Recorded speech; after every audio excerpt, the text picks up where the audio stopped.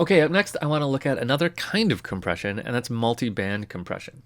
So let's get rid of this compressor for now, still on the vocal track, and I'm going to go to a multi-band compressor. Now in Ableton there's one called MultiBand Dynamics. That's a multi-band compressor. You might have another one, that's okay.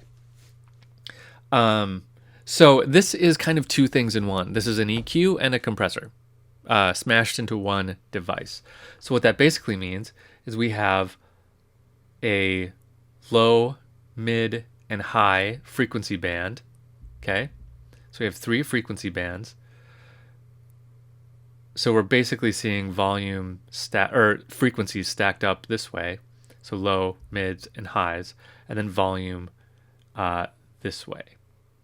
So what we have then is a different compressor for the lows, a different one for the mids, and a different one for the highs.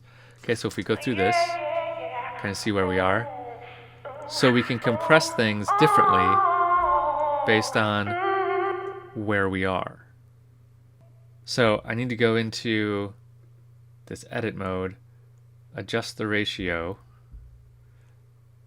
So let's make it, I don't know, 1 to 3 or so. And I can do it differently for the different bands. I'll leave the low band alone.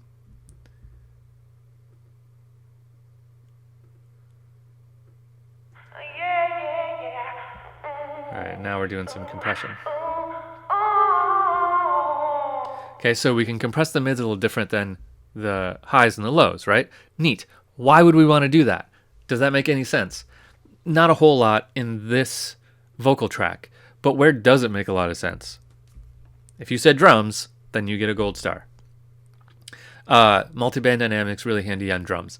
We might want to compress the kicks differently than the snares, differently than the hi-hats. Especially now, well, actually, we could do that the way we're set up in this track because we have those all on separate tracks, right? We have the kick, we have the snare, we have hi-hat-like things on separate tracks. So we could just use separate compressors. But if you were given an audio file that was a drum loop and it had a drummer playing on it, then you've got all of those sounds in one file. Then it's very difficult to compress the low stuff and the high stuff differently, the kick and the hi-hat. If you got given a drum loop and the kick is crazy loud, what are you going to do? You can barely hear the snare and the hi-hats. A multi-band compressor might be a good way to go. You could compress the kick a whole bunch, and that should bring out the rest of it. You could also use an EQ to pull down some of those frequencies, but you might have better luck with a multi-band compressor. Okay, so basically, multi-band compressor, it's an EQ, a 3-band EQ in this case, and 3 compressors built into one.